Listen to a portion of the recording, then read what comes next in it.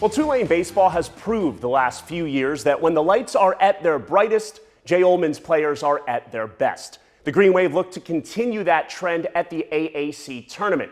To Clearwater, Florida we go for the semifinals. 5-seed Tulane taking on number 1 seed UTSA. Top of the first, Matthias Haas hits an RBI single to right center. Jason Wax comes around to score.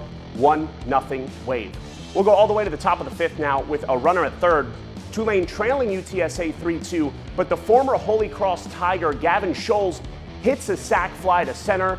Kaikea Harrison scores to tie the game up at 3. Same score, bases juiced, 1 out in the 6th. Tanner Chun singles to left. Theo Bryant and Hugh Pinckney score. Tulane takes a 5-3 lead. So last chance for UTSA. Green Wave up 6-3 with Taylor Montiel out there for the save opportunity. Nathan Hodge grounds out to short to end it.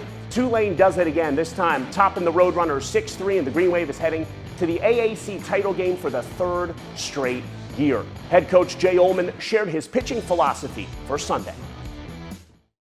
I mean, it'll be all hands on deck, and if somebody comes to us and they're not prepared to pitch physically, we're not interested in sidetracking somebody or getting them hurt for short-term satisfaction. So if they tell us they're good to go, then we'll respect that and we'll provide that opportunity. But we're always going to take care of our players first. Yeah, I mean, I think it's just we're a resilient team. You know, like Skip said, you know, some people have been doubting us all year, and I think we just love people, you know, proving people wrong, and we feel comfortable out here.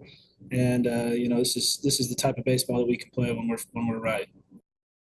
There's something about Clearwater, Florida, man. Tulane has advanced to the AAC title game the last 3 seasons and is looking to win its 3rd consecutive conference championship. The Green Wave will be taking on East Carolina for all the marbles tomorrow at 11 a.m.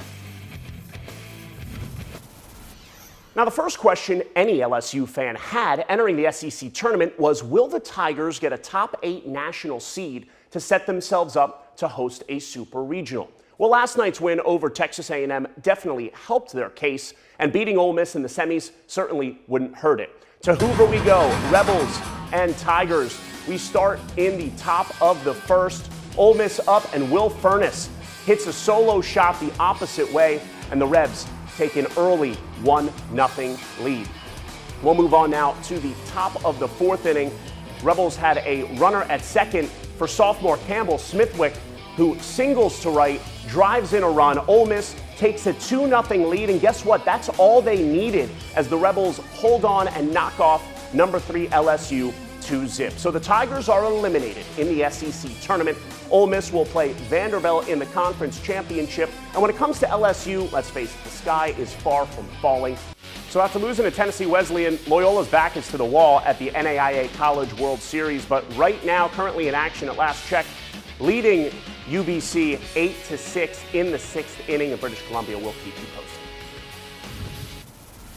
Well, the Saints wrapped up the first week of OTAs. Young QBs Tyler Shuck and Spencer Rattler are competing for the starting gig, and having a stud receiver like Chris Olave around is definitely good for developing quarterbacks. Olave had more than 1,000 receiving yards in each of the first 2 seasons, but missed the final 9 games of 2024 after suffering the 4th concussion of his NFL career.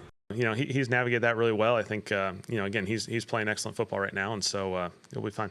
Chris is a really smooth player. You see it out there. Just an excellent, you know, big-time receiver in this league. I think we all know that. Just getting to see him and his ability to move around and play a number of positions and line up in a number of different ways will be a huge advantage for us.